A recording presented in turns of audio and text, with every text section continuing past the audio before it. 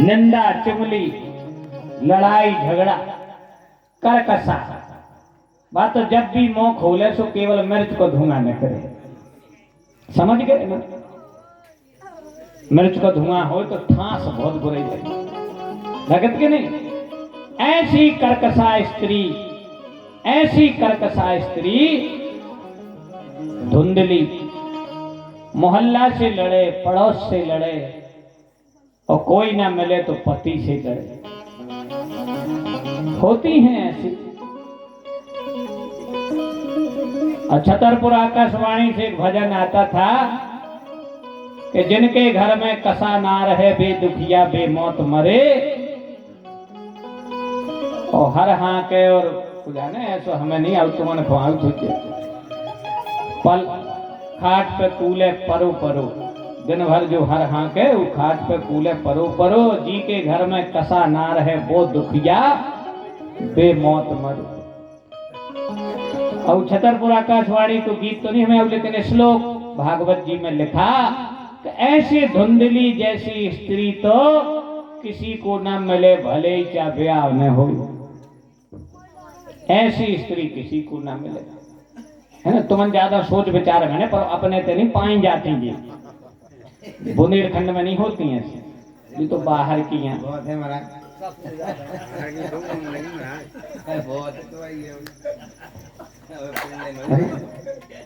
भैया पंडित जी बड़े दुखी रहते थे, इसलिए घर में कमी रहते थे। जजमानों के यहाँ ज्यादा रहते थे।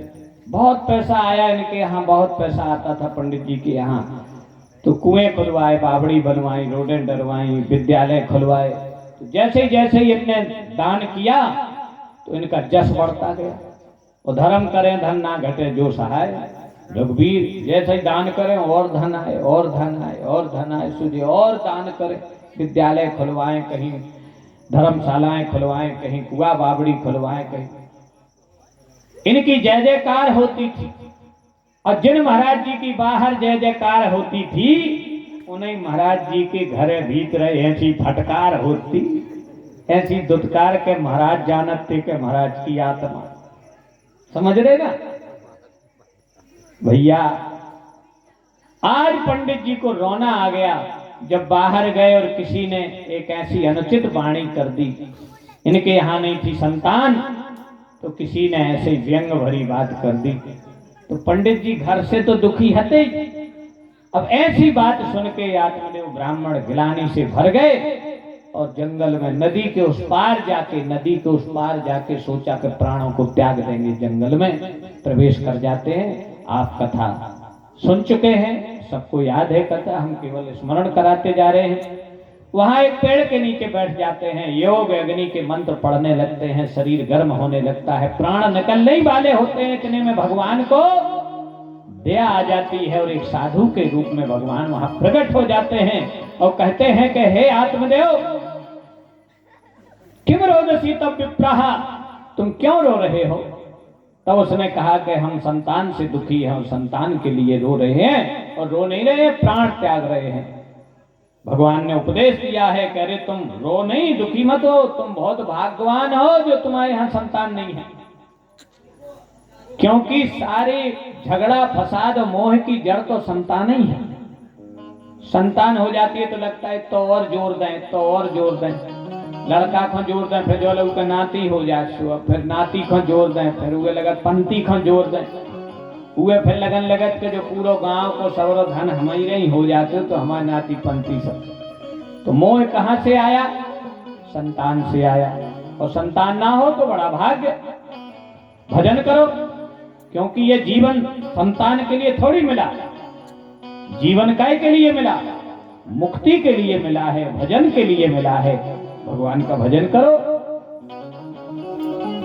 वो आत्मदेव ब्राह्मण बोला, महाराज ज्यादा प्रवचन न दो, प्रवचन तो हमें भी आओ, हम सोई बाम होना पढ़े लिखे, लेकिन संतान चाहिए। तो या तो संतान हमें दो, नहीं तो ही ब्रह्म हत्या को पाप तुम ले। अब वो तो जब भगवान खड़े थे सो नहीं चरणन में पथरा दे मुंह ले, हम तो मरत है मरत। अब मूड से खून से चांद लगो और एकदम प्राणी अंत से होने लगे। भगवान खुद आ गई, अरे ओ भैया न मर, वैसे तो तेरे भाग्य में संतान है नहीं, एक जन्म नहीं पूरे 7 जन्म तक नहीं है। अब बता जी को मरा थो उसे ऐसी जो कह दे कि कितनी बेर मरो तुम, एक जन्म नहीं 7 जन्म नहीं है। वो बोला महाराज बोई तो मैं सोचो कि मैं इतना अभागी, हम जो पेड़ लगाए मैं फल नहीं लगे, जो गैया पाले वह कहूं ब्याह नहीं, हमारे खुद के संतान भाई नहीं, 7 जन्म तक होने नहीं, अब हमें जीने काय तो दे मूड़े और ज्यादा। भगवान को दे आ गई, एक फल निकाला झोली में से, कहा वैसे तो तेरे यहाँ संतान है नहीं, लेकिन इस फल को तेरी पत्नी खाएगी तो बढ़िया पुत्र होगा, धर्मात्मा पुण्यात्मा ज्ञानी और विवेकी पुत्र होगा। वो ब्राह्मण जानता था कि साधु की वाणी कभी असत्य नहीं होती, बशर्ते होए सच्चा साधु, और ये तो भगवान ही है साक्षात। वो फल लिया, घर आ गया, अपनी पत्नी धुंधली को दिखाया, ये फल खा ले, गर्भवती हो जाएगी, बेटा होगा। अब एकदम चचेड़ पड़ी, ना जा से जो लेके आ जाए वह लेके आ जाए। वह तो बहुत ही दुष्ट थी, बहुत दुष्ट, हम तो अपने शब्दों में बता नहीं सकते, बस इतना ही कह सकते के भगवान ऐसी कोख होने मिल गए। अब उसने कहा कि खा लें सवेरे। पंडित जी बोले आ जाइए, अच्छा मुहूर्त है, धनिष्ठा को चंद्रमा है, खा ले आ जाइए। जब ज्योतिष मोतिष अपनी मई बगराएंगे तुम जजमान लोग, हमें जब खाने आए खा लें। पंडित कप गए दोबारा ने। अब पंडित जी तो ब्यारू करके सो गए, भैया अब जाओ फल खो लाए, और ऐसी सोचे मन में आए कि ऐसे फल मन फंस हुई संतान, और ऐसा न हो कि जो जहरीलो फल हो, जहर होए। मोरो ब्याह भैंस 19 साल हो गई, अब संतान भई नहीं, तो सोचें कि ये पंथे लगाओ, दूसरो ब्याह करें, उसे संतान हो तो मोरी जा गृहस्थी, मोरी जा जमीन जायदाद में न जोरी, और दूसरी आए और बात राज करे तो हमें नहीं खाने। अब फिर वही को मन कवे कि नहीं, हम भले ही झगड़ा करें, हम भले ही आंखन नहीं देखकर, लेकिन पंडित जी हमसे सच्चा प्यार करते हैं, सच्चा प्रेम करते हैं, वे अपने साथ ही वचन निभा रहे जिनके तक हमारे संगे पंडित जी हैं, सभी कैसे कर सके। फिर वही को मन कवे अरे हारी आदमी को कोई ठिकाना नहीं, भौरा है भौरा, बाई अकेले, बाई बुने, बाई निनवारे, बाई बातें फंसाए, ऐसी धुंधली, कुतर्क, कुचाल, कुबुद्धि, दुर्बुद्धि। उसने सोचा कि कायने परीक्षा ले ली जाए, यदि फल जहरीलो हुई तो पतो लग जाए, और ममतीलो हुई तो पतो लग जाए। सो सवेरे उठी और कुचर कुचरू के गैया को खुआ दो। अब देखो कैसी दुष्ट कहाई कसाई, खुआवे गई तो गज्जे या गई खुआ गई, माने जहरीलो हो जाए तो गज्जा मर जाए। बता कैसी दुष्ट कहाई, गौ हत्या करने। भैया वो तो भगवान का दिया हुआ प्रसाद, उस गाय ने पाया, कभी नहीं ब्यानी थी वह गाय भी ने ब्याह थी, उसने गर्भ धारण कर लिया। पंडित जी पूजा पाठ करके उठ के बैठे 9-10 बजे सवेरे के, उनने पूछी क्यों फल खा लिया? अरे बोले तुमसे पहले सफल हूं, और नहा धोकर अपने बढ़िया भाव से खा लिया। ठीक है, बड़ी खुशी की बात, अब तो भगवान की कृपा से कुछ ना कुछ हो गई। 3-4 महीना हो गए तो पंडित जी ने पूछा कि कुछ अनुभव हो रहा? बोले हाउ पेट में कोनो लोट है, अब इन्हें खाओ नहीं है बिल्कुल फल, ना कोई अनुभव है, ना कुछ है, ना गर्भ धारण किया। पंडित जी की खुशी का ठिकाना ना रहा, क्योंकि बच्चा माँ के पेट में घूमता रहता है, वो वहां झूलता तो उसको लगता जैसे जो चल फिर रहा हो। और गाय सचमुच गर्भवती हो गई। अब जब बेजा पछतावे कह रहे राम राम देख तो रे मैंने खा लो हो तू, बगैया ज्ञावन हो गई, और मैंने झूठ मूठ कह दी, मेरे यहाँ तो गर्भ है नहीं। अब जैसे ही 8 महीना हो गए तो पंडित जी ने कहा क्यों? अरे मैं क्या बताऊं, मैं तो ऐसा लगा जैसे उन्हें गाई रहा हुए पेट में। अब है कुछ नहीं।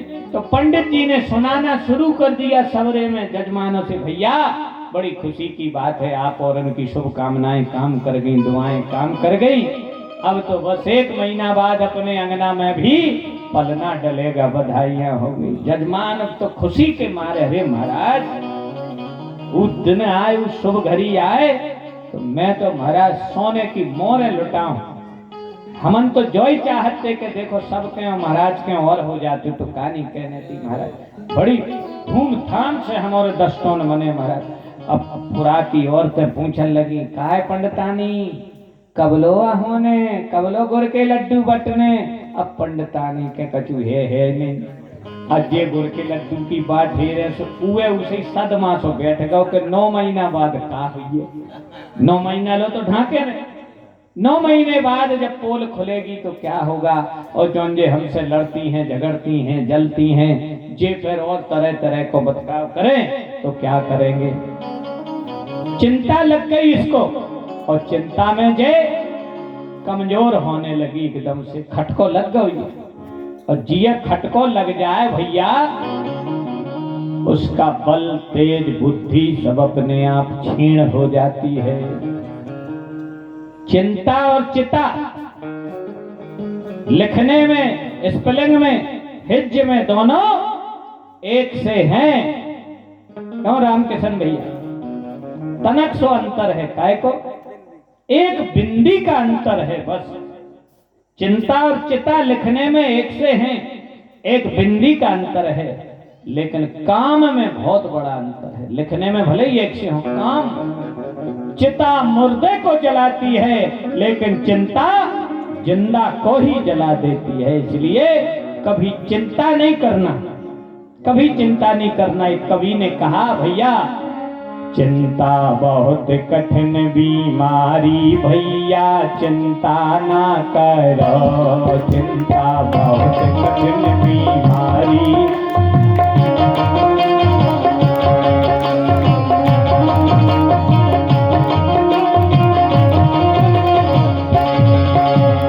हो यही वही जो राम रचि राखा, खोकर तर्क बड़ा वही शाखा। हो यही वही जो राम रचि राखा, खोकर तर्क बड़ा वही शाखा।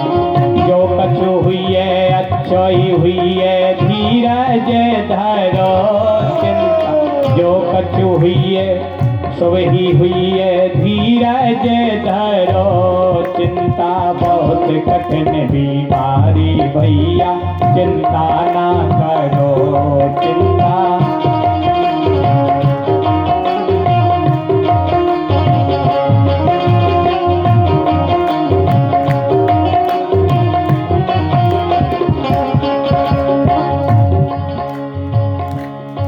अच्छा, कभी कभी हम लोग अपने हाथन अपनी योजनाएं बना उतरते हैं। सो हुई है जो नहीं पढ़ पाओ, जो पढ़ जाए, जो इथों का करा दें, बीएड करा दें के डीएड करा दें। अपन बैठे बैठे के तो सोचत रह, नहीं सोचत।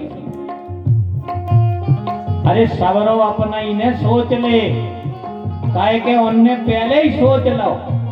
भगवान को बचो रंदे कचू, भगवान ने तो पहले ही सोच लो। अपनो कर्तव्य भर करते चलो, कर्तव्य पूरा करो, कर्तव्य पूरा करो, परिणाम की इच्छा मत करो। कर्मण्येवाधिकारस्ते मा फलेषु कदाचन, कर्म पर ही अधिकार है, अपना फल पर भगवान का अधिकार है।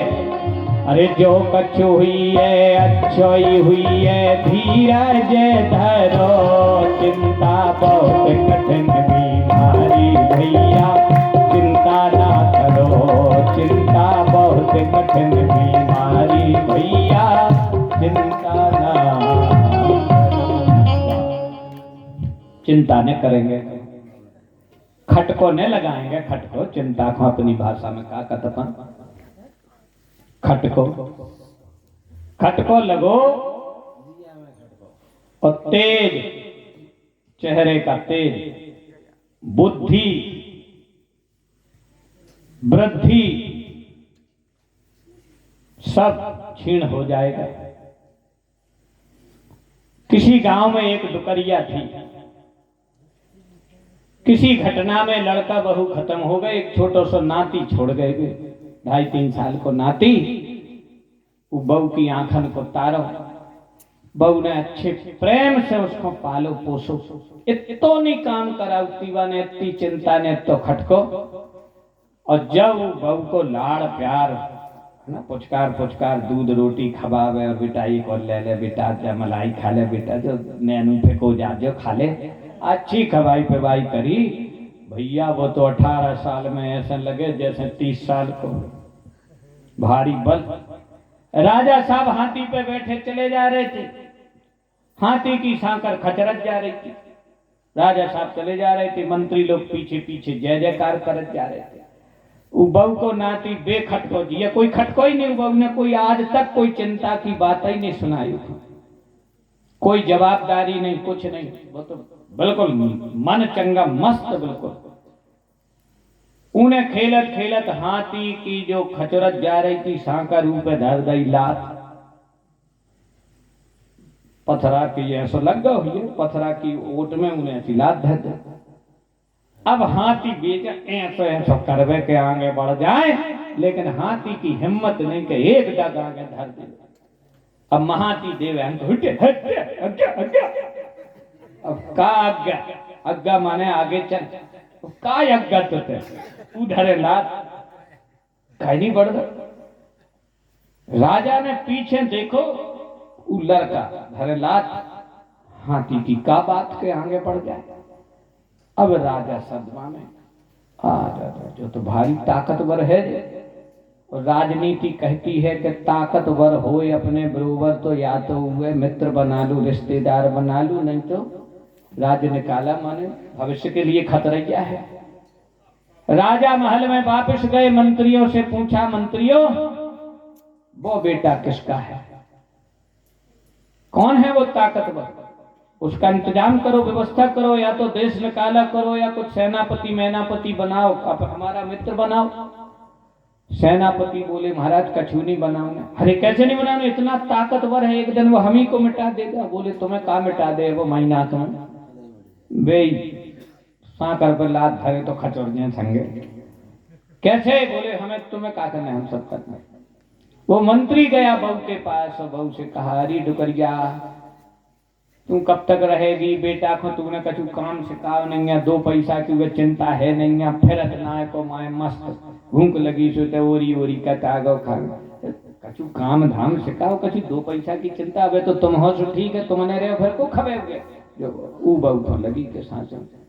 अब बाबा बोली बेटा तो कछु खावे ही नहीं है, जा 2 पैसा लो। मंत्री तो भड़का के चलो गो।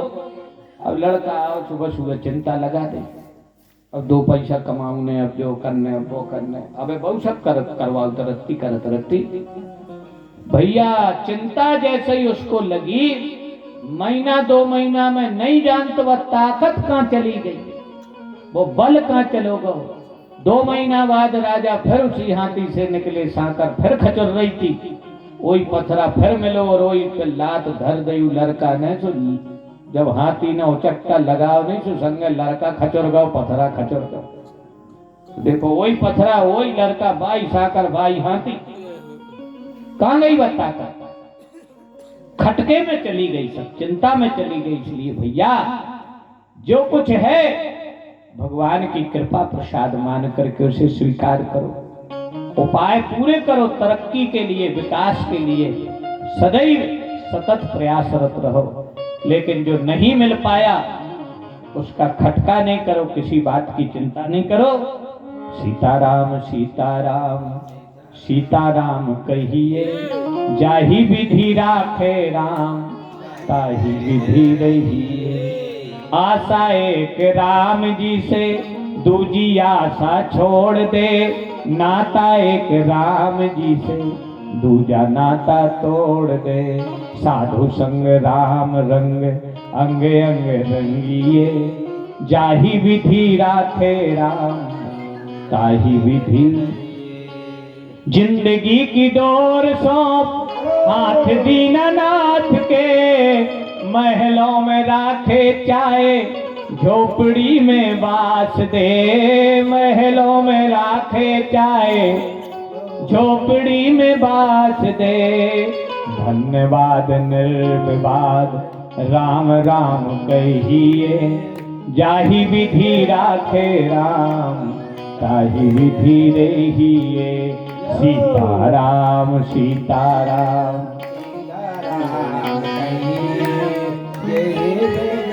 राखे राम ताहि विधि रहिए। बोलो वृंदावन बिहारी लाल की।